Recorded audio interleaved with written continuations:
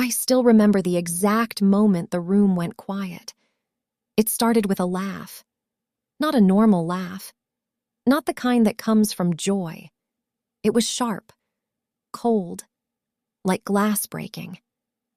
Mrs. Cole leaned back in her chair, holding her wine glass like she owned the whole world.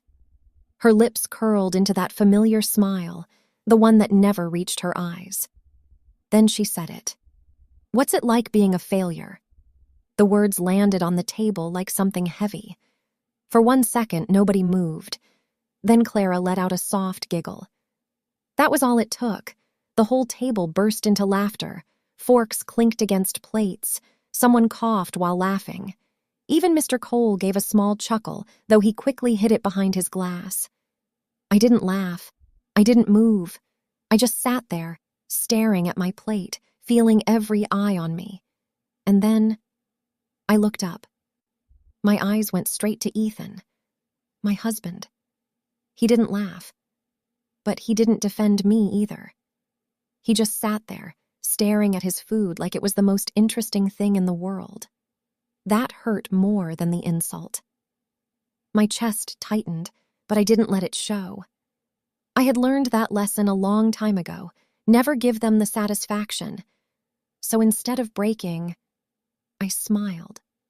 Slowly, calmly. The kind of smile that even surprised me. The laughter around the table began to fade.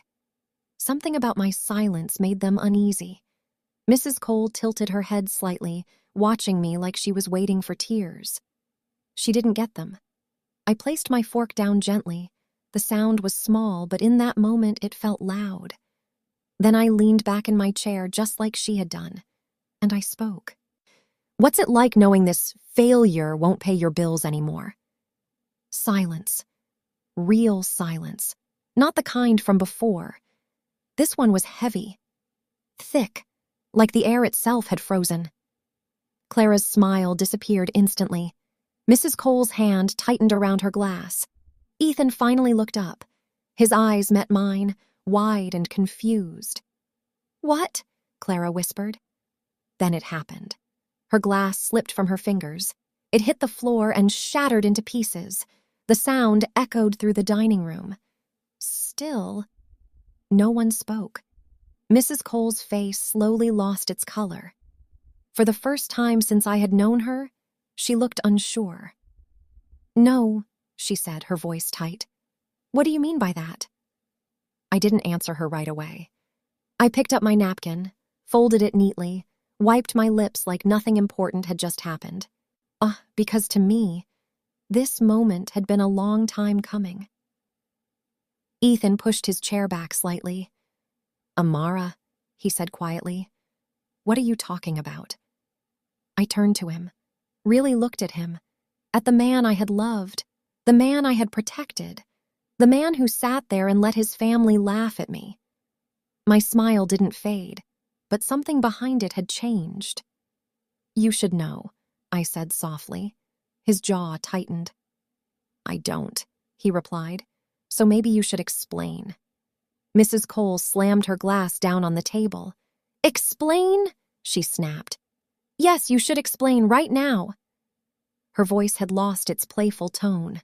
Now it was sharp, demanding. But I didn't feel small anymore, not tonight. I leaned forward slightly, resting my hands on the table. "Explain what?" I asked calmly. "The part where I've been paying for things that aren't mine? Or the part where I've been called a failure while doing it?" No one moved. Clara blinked rapidly, trying to understand. Mr. Cole lowered his glass slowly, his eyes moving between me and his wife. Ethan stood up suddenly. "Okay, that's enough," he said quickly.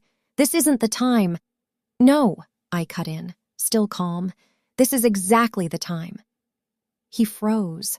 I had never interrupted him like that before, not once. Mrs. Cole let out a short laugh, but there was no humor in it. "Oh, please," she said. "You expect us to believe you've been paying for anything? With what job?" The words were meant to hurt, and once they would have, but not anymore. I tilted my head slightly. "With the same job you've been mocking. I said. The one that has been covering more than you think. Her lips parted, but no words came out. Clara looked at Ethan. Ethan, what is she talking about? She asked, her voice shaky now. Ethan ran a hand through his hair. Nothing, he said quickly. She's upset. She didn't mean... I meant every word, I said. He stopped talking. Slowly, he turned to look at me again. This time there was something different in his eyes. Not just confusion, fear. The room felt smaller, like the walls were closing in. Mrs. Cole leaned forward now, her earlier confidence gone. You're lying, she said. You have to be. There's no way. I stood up. The chair scraped loudly against the floor. That sound seemed to shake everyone out of their thoughts. I'm not lying, I said. My voice was still soft, but it carried. Every word landed. I've been quiet for a long time, I continued. I let things go. I ignored the comments, the jokes, the looks. I glanced at Clara. She quickly looked away. Then I looked back at Mrs. Cole. But tonight, I said, you asked me what it's like being a failure. I paused, just for a second, long enough for the tension to build. Then I smiled again. But I think the better question is, I said slowly, what happens when your failure decides she's done helping you? Mrs. Cole's breathing became uneven. Her fingers trembled slightly on the table. That's not possible, she said, almost to herself. Mr. Cole finally spoke. His voice was low. Beatrice, what exactly has she been paying for? She didn't answer him. She couldn't, because deep down, she already knew. Clara shook her head. No, this doesn't make sense, she said. Ethan, say something! Ethan opened his mouth, but nothing came out. And that silence said everything. I picked up my bag from beside my chair. The movement felt simple, normal, but in that moment, it felt like the end of something. Amara, Ethan said quickly, stepping toward me. Wait, don't do this here, let's talk somewhere else. I stopped, but I didn't turn back to him. Talk? I repeated. A small, almost sad smile touched my lips. I've tried talking, I said. Many times. He swallowed hard. This isn't fair, he said. You can't just drop something like this. Can't I? I asked. I finally turned to face him, and for the first time that night, my eyes showed something deeper. Not anger, not sadness, something stronger, final. You didn't think it was unfair when I was carrying everything alone, I said quietly. So don't tell me what I can or can't do now. He stepped back slightly, like my words had pushed him. The room was completely still. No one dared to speak. I looked around the table one last time, at the faces that had laughed, at the people who had made me feel small. Then I looked at Mrs. Cole. Her face was pale, her confidence gone. Next time you want to laugh at someone, I said gently, make sure you don't depend on them first. Her lips trembled, but no words came out. I adjusted my bag on my shoulder, took a step toward the door. Then I stopped, just for a moment. There's something else, I said. Every head turned toward me again. Even Ethan held his breath. I didn't look at them this time. I kept my eyes on the door. And then I said, the one thing I had been holding back. The one thing that would change everything. You should probably check where your money has really been coming from, and why it suddenly stopped. Behind me, I heard a sharp intake of breath. Ethan's voice came out, barely steady. Amara. What did you do? I didn't answer.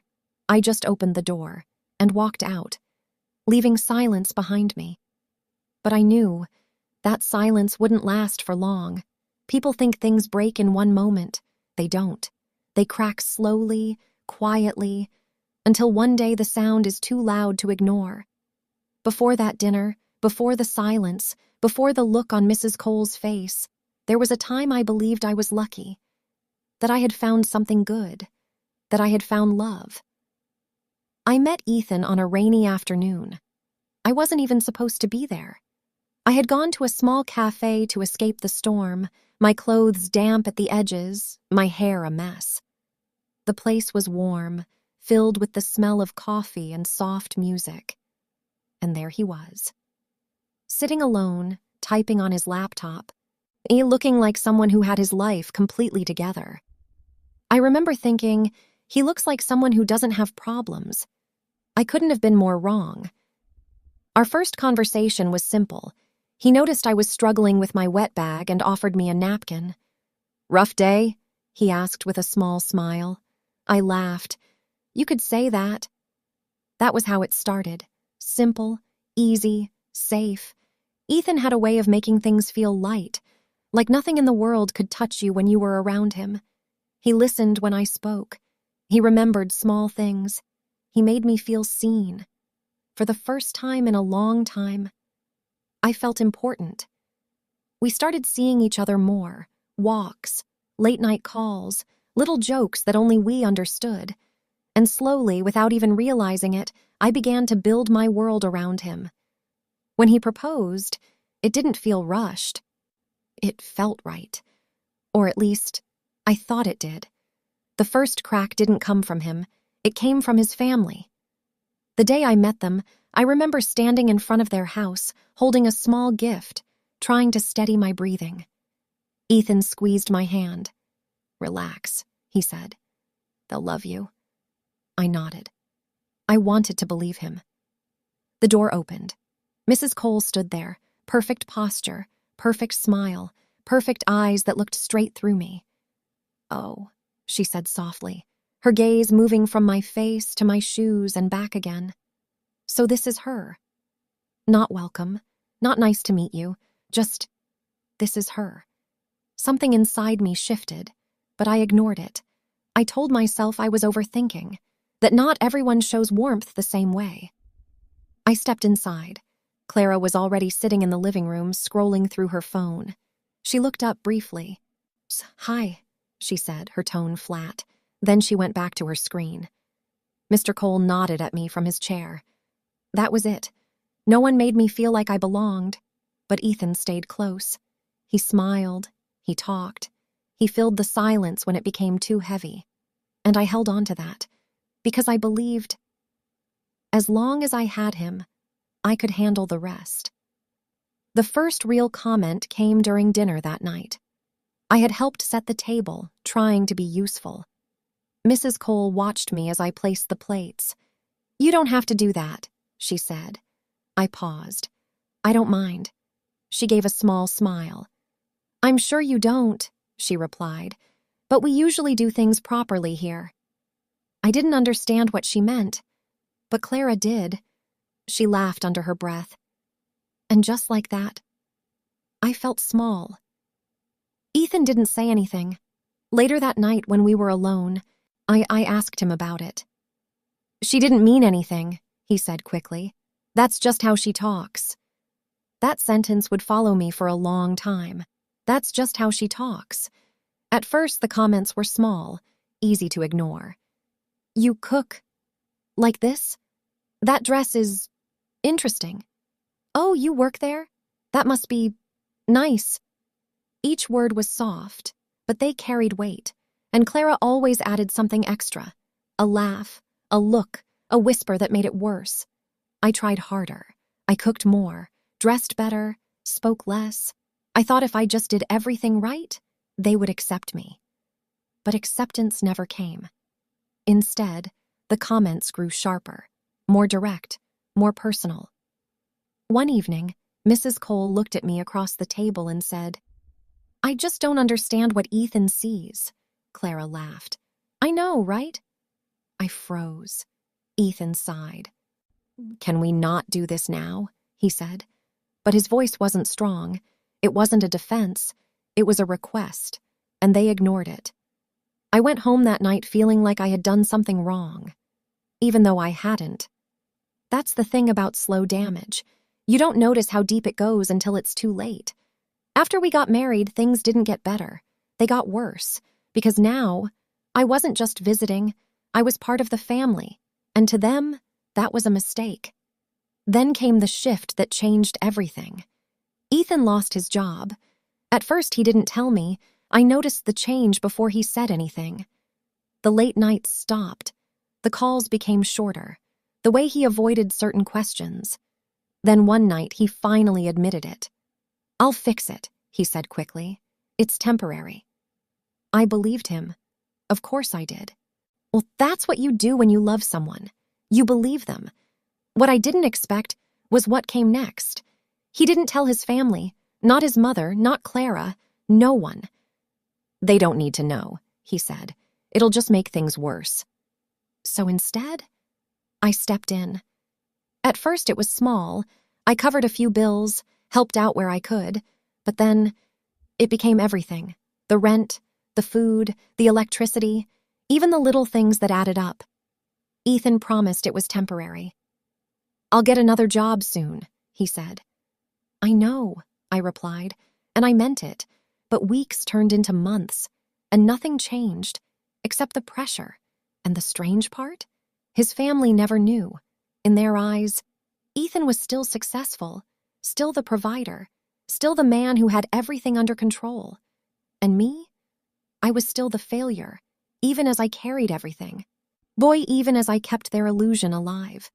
Mrs. Cole would call sometimes. "Ethan, I need a little help," she would say. And Ethan would look at me, not saying the words, but asking. And I would nod. Every time. Money would be sent. Bills would be covered. And still, the insults didn't stop. If anything, they became worse, because now I was tired. And tired people don't hide their pain as well. "You look worn out," Clara said once. "Life must be hard when you don't have much going on." I smiled, like I always did, but inside, something was breaking. Still, I stayed quiet.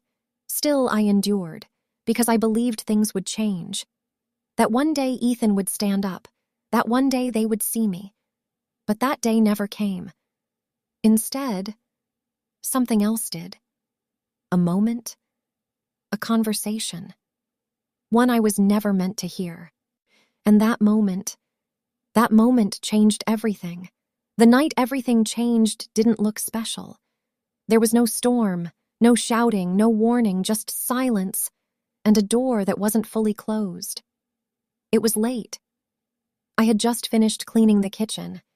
The house was quiet, the kind of quiet that should feel peaceful, but didn't. Ethan had stepped out to take a call. He said it was important. He didn't say who it was. I didn't ask. I was tired of asking. As I dried my hands, I heard voices from the living room. Mrs. Cole and Clara. They weren't whispering. They thought they were alone. I should have walked away. I didn't. I moved closer. My steps soft, my breath even. Not because I wanted to spy, but because something in their tone made my chest tighten. There was laughter. That same sharp, cutting laughter I knew too well. "I'm telling you," Clara said, her voice light and amused. "I don't even understand how she's still here." Mrs. Cole chuckled. "She's comfortable," she replied. "People like her always are." People like her. I froze. Clara laughed again. "Comfortable or desperate?" "Both," Mrs. Cole said without hesitation. Something inside me twisted. I stood just behind the wall, unseen, unheard, listening. "She doesn't even fit," Clara continued. "Every time she walks into a room, it's like something is off." Mrs. Cole sighed softly, like she was tired of something unimportant. "I tried to warn Ethan," she said, "but you know how he is, always trying to play the hero." Hero. The word almost made me laugh. Almost. "But he'll come around," she added. Clara paused. "What do you mean?" There was a small silence. Then Mrs. Cole spoke again. Calm. Certain. "Once he gets back on his feet, we'll make sure he leaves her." My heart stopped. Not slowed, not skipped. Stopped. Clara gasped softly, then laughed. "Finally," she said. "I was wondering how long this would go on." "She's just a phase," Mrs. Cole continued. A mistake, and mistakes can be corrected. Corrected. Like I was something broken, something that needed to be removed. I pressed my hand against the wall to steady myself. My fingers felt cold. But what if he doesn't leave her? Clara asked. You know how he gets. He might feel guilty. Mrs. Cole let out a soft, confident laugh. He won't have a choice. Something in her tone made my stomach drop. What do you mean? Clara asked again, curious now. There was a pause, a longer one this time. Then Mrs. Cole said something that made everything inside me go still. We'll make sure she has nothing left to hold on to. The words echoed in my head. Nothing left. Clara didn't speak for a moment. Then she said, That's harsh. But there was no disapproval in her voice, only interest. Mrs. Cole's reply was cold. It's necessary. My breathing became shallow. I didn't understand everything, but I understood enough. I wasn't just unwanted, I was being planned against, slowly, carefully, like I didn't even matter, like I was already gone. I stepped back quietly, my heart pounding now. I didn't want to hear more. I couldn't, because something inside me had already broken. Not loudly, not suddenly, but completely. I walked back to the kitchen, my steps steady even though my thoughts were not. I stood there for a moment staring at nothing. Then I laughed. Soft. Empty. All this time. I had been trying to earn a place in a home that was already pushing me out. All this time I had been giving to people who were planning to take everything from me. And Ethan. I closed my eyes. Where did he stand in all this? Did he know? Was he part of it? Or was he just weak? The front door opened. I didn't move. I heard his footsteps. Amara, he called. I turned slowly. He walked into the kitchen, his phone in his hand, his expression normal. Too normal. Hey, he said, you okay? I looked at him. Really looked at him. At his face, his eyes, searching for something, anything, a sign. But all I saw was the man I had been protecting. The man who had let me stand alone. I need to ask you something, I said quietly. He frowned slightly. Okay. I held his gaze. Do you want to leave me? The question hung between us. Heavy. Unexpected.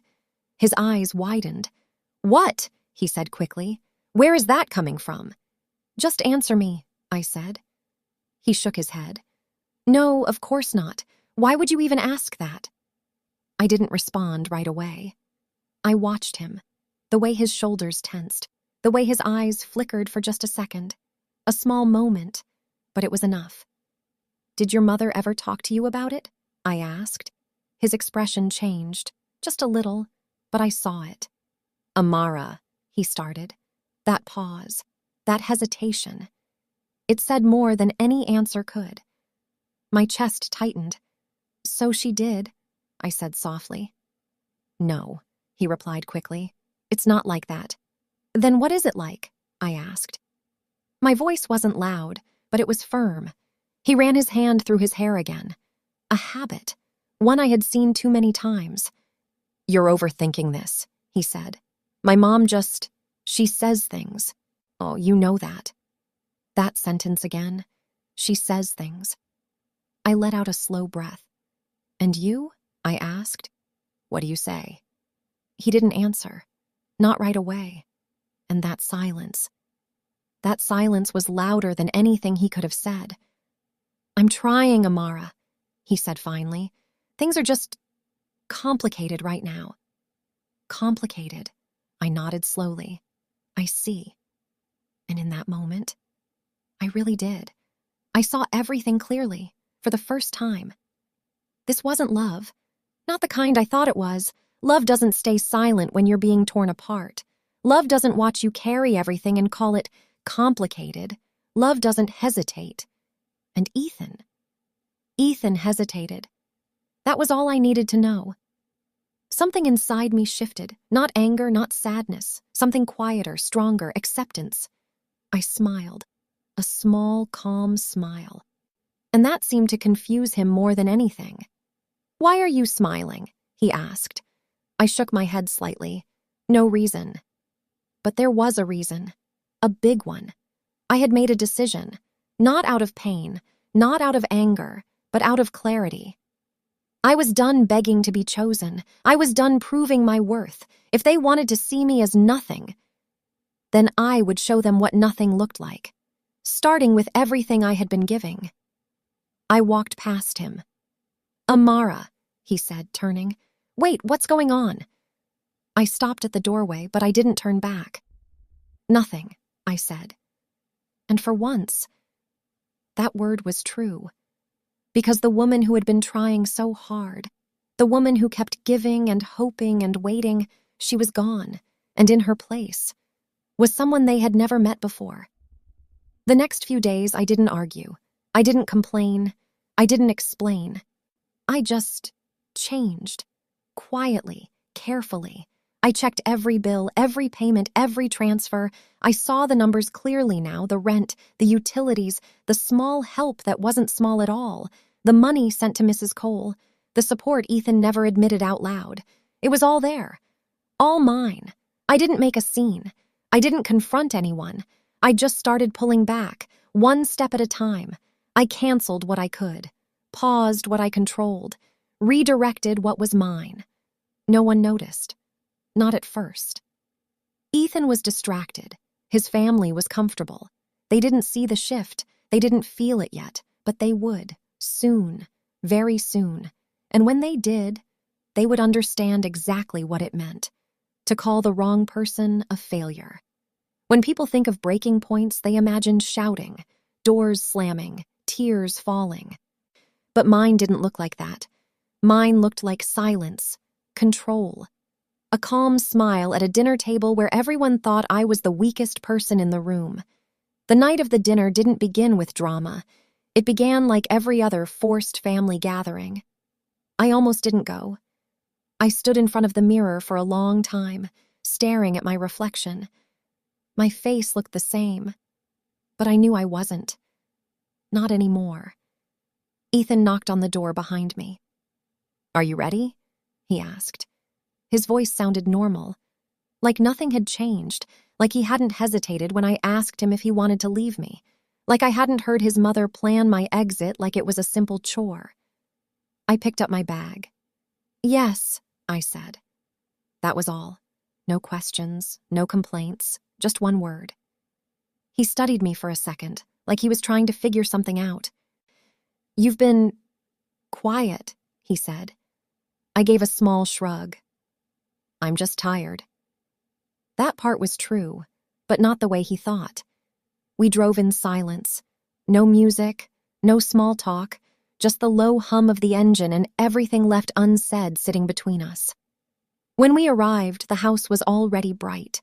Lights on, voices inside, laughter. I paused at the door for a second, not out of fear, out of awareness. This was the last time I would walk into this house the same way. Ethan opened the door. "Come on," he said. I stepped inside.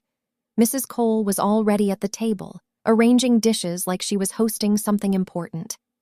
Clara sat nearby, scrolling through her phone as usual.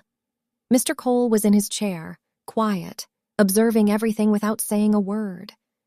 Nothing had changed. And yet, everything had. Look who decided to show up," Clara said without looking up. Mrs. Cole glanced at me, her lips forming that familiar smile. "Amara," she said. "I was beginning to think you'd forgotten how to visit." "I've been busy," I replied calmly. Her eyes narrowed slightly. "Busy?" she repeated. "Doing what?" I held her gaze. "Working." A simple answer. But something about the way I said it made her look away first. That was new. Dinner started like always. Plates passed around, small talk, fake laughter. But tonight, I didn't try. I didn't force a smile. I didn't join the conversation. I just watched, listened, waited, and then it happened. The moment that changed everything. Her words, sharp, careless, cruel. What's it like being a failure? The laughter followed, just like always. But this time, I didn't shrink. I didn't look down. I didn't stay silent. I answered. What's it like knowing this failure won't pay your bills anymore? And just like that, everything shifted. Now, standing in that same moment, I could see it clearly.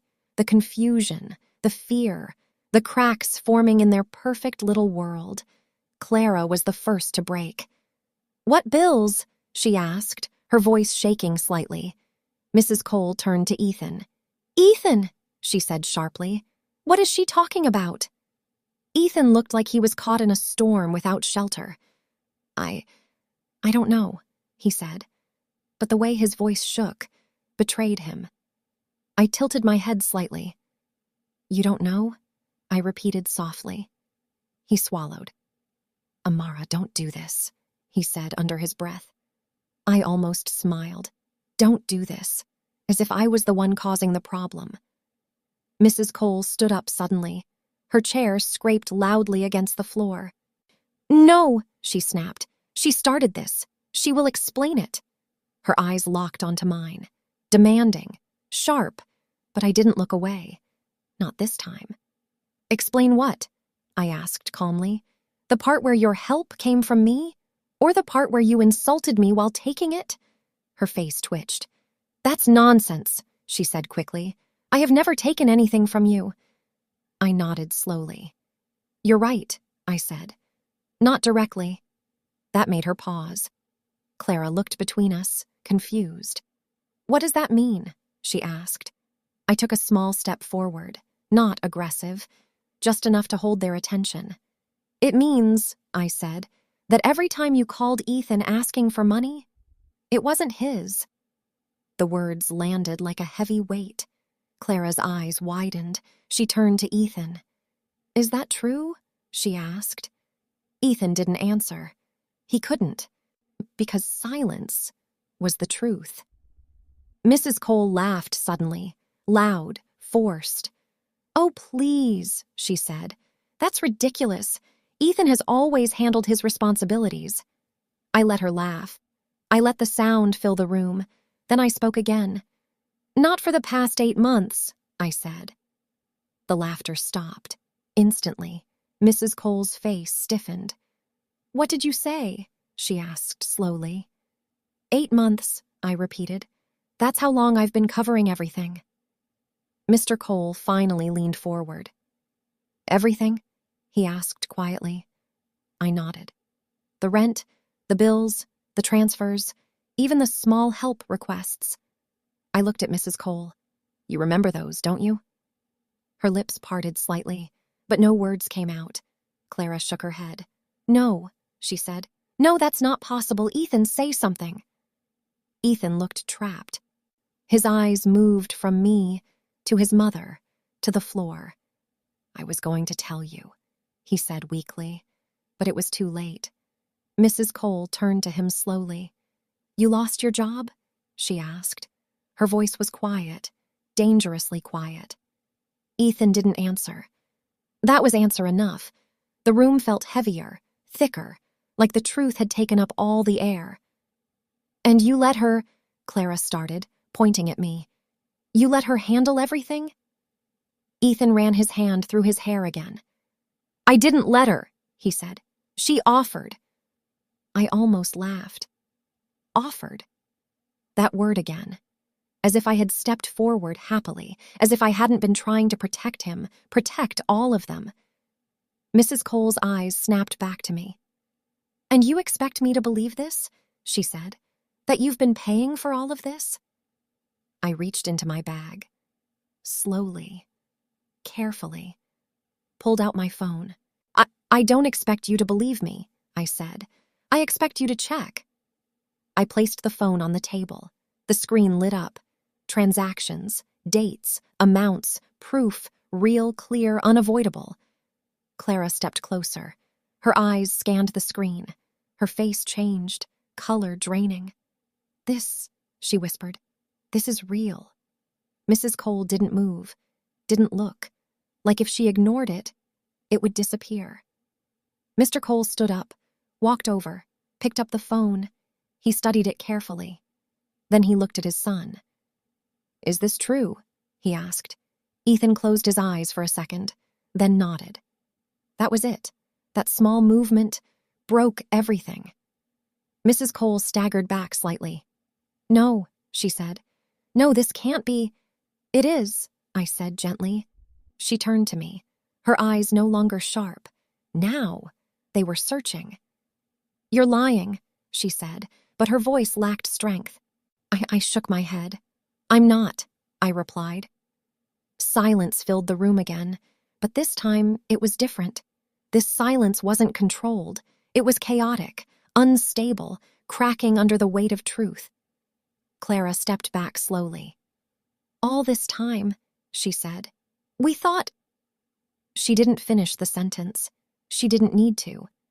"They thought I was nothing, a burden, a failure.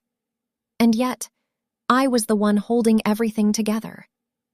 Mrs. Cole sank into her chair. Her hands trembled slightly. "You should have said something," she murmured. I looked at her, really looked at her, and for the first time, I didn't feel small. "I tried," I said quietly, "just not in the way you wanted to hear." Ethan stepped toward me. "Amara, we can fix this," he said quickly. "We'll figure it out." I turned to him slowly. "Fix this?" The words felt strange, like they didn't belong anymore. "There's nothing to fix," I said. His face tightened. "What does that mean?" he asked. I held his gaze. "It means I'm done," I said. The words were simple, but they carried weight. Real weight. Clara gasped softly. Mrs. Cole looked up sharply. "Done?" she repeated. I nodded. "With the payments," I said first. Then I paused, just long enough. "And with pretending." Ethan's expression shifted. Panic, real panic. "You can't just stop," he said. "We have responsibilities." "We," I repeated. That one word stopped him, because now it was clear.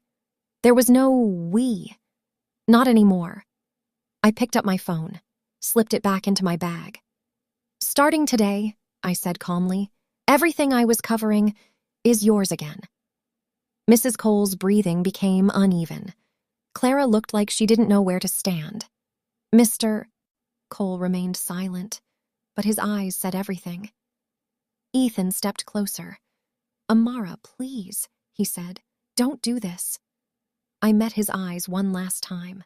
"I already did," I said. And then I took a step back. The room felt smaller now, like it couldn't hold everything that had just happened. I adjusted my bag on my shoulder, ready to leave. But before I could take another step, Mrs. Cole spoke. "Wait." Her voice stopped me. I turned slightly.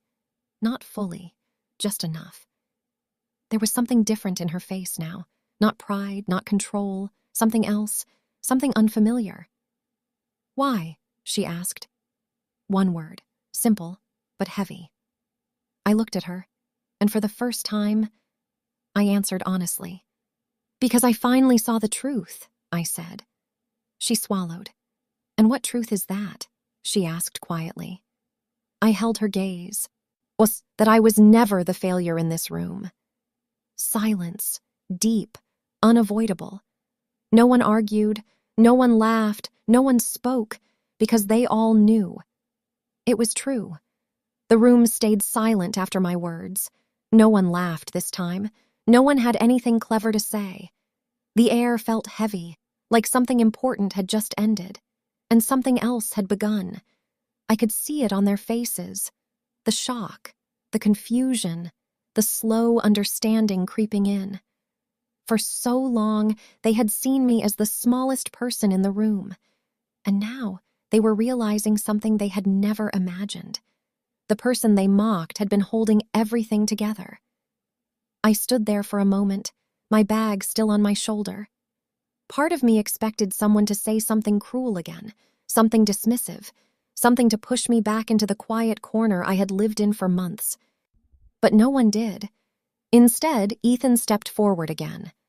"Amara," he said, his voice softer now, almost careful. "Let's talk about this calmly." Calmly. I almost smiled. I had been calm the whole time. The difference was... Now he noticed. "There's nothing left to talk about," I replied.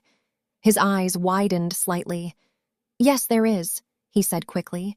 "We're married. We can't just end things like this." I studied his face. For the first time in a long while, he looked unsure of himself. Not confident, not relaxed, just worried. "You're right," I said. Relief flickered across his face for a second, but then I continued. "We didn't end things tonight." The relief faded.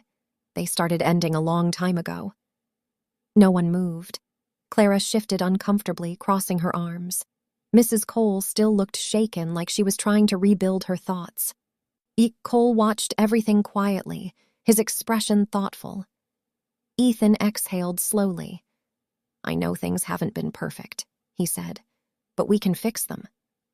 I looked around the room, at the table where I had been laughed at the faces that had judged me for so long. Then I looked back at him. "Do you know what the hardest part was?"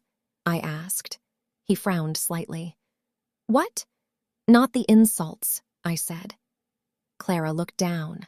Mrs. Cole didn't move. "The hardest part was feeling alone, while standing next to my own husband." Ethan's shoulders stiffened.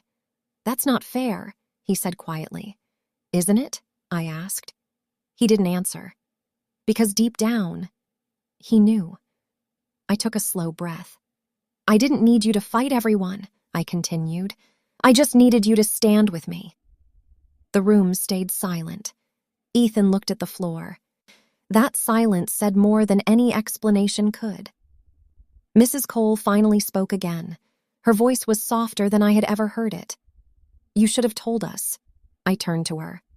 "I tried," I said gently, "but you never really listened." She looked like she wanted to argue, but she didn't. Because now she could see it. All the moments she had brushed aside, all the times she had laughed when she shouldn't have.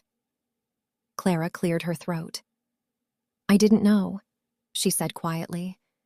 "About the money." I nodded slightly. "I know." And I meant it. Because the truth was, they had never cared enough to ask. Mr. Cole spoke then, his voice calm but firm. "Ethan," he said, "why didn't you tell us you lost your job?" Ethan looked up slowly. "I didn't want you to think I failed," he admitted. The irony hung in the air. No one missed it. For months, they had called the wrong person a failure. Mrs. Cole closed her eyes briefly. When she opened them again, something had changed. Not completely, but enough. She looked at me. "I owe you an apology," she said. Clara looked surprised. So did Ethan. Even I hadn't expected that. Mrs. Cole continued, her voice steady but quieter than before. "I judged you," she said. "I spoke without knowing the truth." She paused. "And I was wrong." The words sounded strange coming from her, like they didn't fit her usual confidence, but they were real. I could see it in her eyes. For a moment, the room softened. The tension eased just a little, but apologies don't erase everything, and we all knew that. "I appreciate you saying that," I replied honestly. Ethan looked hopeful again. "See," he said quickly, "we can move forward." But I shook my head gently. "That doesn't mean things go back to how they were." His face fell. "What do you mean?" I took a moment before answering, because this part mattered. "I mean, I'm not going to keep living the same way," I said. "No anger, just truth. I carried too much for too long," I continued, "and I won't do that anymore." Mrs. Cole nodded slowly, as if she understood more than she wanted to admit. Clara stayed quiet. Ethan looked like he was trying to find the right words. "What are you saying exactly?" he asked. I looked him in the eyes. "I'm saying things have to change." "How?" he asked. This was the moment, the one that would decide everything. I'm moving out, I said. The words landed softly, but the reaction was immediate. What? Ethan said, stunned. Clara looked shocked. Mrs. Cole straightened in her chair. Just for a while, I added calmly. I need space. Ethan shook his head quickly. No, that's not necessary, he said. We can work through this together. I smiled slightly. That's the problem, I said. He blinked. What problem? You're just now saying together, I explained. After everything. He opened his mouth, then closed it again. Because he understood. Finally. Mrs. Cole spoke again. You're leaving tonight? She asked. I nodded. I already arranged a place, I said. That surprised everyone, including Ethan. You planned this? He asked. Yes. Clara looked stunned. How long have you been planning it? I thought about that for a moment, since the night I realized I deserved better. The room went quiet again. But this silence felt different. Less tense, more thoughtful. Mr. Cole nodded slowly like he respected the decision. Ethan looked lost. What am I supposed to do now? He asked quietly. That question stayed in the air, because for the first time, the answer wasn't my responsibility. I stepped closer to him, not far, just enough so he could hear me clearly. You figure things out, I said. Without you? He asked. I hesitated for a second, then I spoke honestly. For now, yes. His eyes filled with something I hadn't seen in a long time. Regret. Real regret. But regret comes late sometimes. Too late. Mrs. Cole stood up slowly. I hope you know, she said, that despite everything, you are part of this family. That sentence might have meant something to me months ago, but now, it meant something different. I was part of it the whole time, I said gently. She lowered her eyes, because she knew I was right. Clara shifted awkwardly. I guess we were wrong about you, she said quietly. I gave a small smile. Maybe now you'll be careful who you call a failure. She nodded. Ethan looked like he wanted to say more, a lot more, but the words didn't come. So I picked up my bag again. This time, for real. I'll contact you later, I told him. About what? He asked. About what comes next. That answer left things open. Because the truth was, even I didn't know everything yet. But I knew one thing for sure. I was no longer stuck in a place where I wasn't valued. I walked toward the door. Each step felt lighter. Not easy, but right. Behind me, I could hear the quiet movements of people who were still processing what had happened. I reached the door, placed my hand on the handle, and paused for just a second. Not because I was unsure, but because I wanted to remember this moment, the moment everything finally changed. Then I opened the door, stepped outside, and closed it behind me. The cool night air wrapped around me, for the first time in months. I could breathe fully. Inside the house, things were still shaking. Truth has that effect, but outside the world felt bigger, quieter, full of possibilities I hadn't allowed myself to imagine before.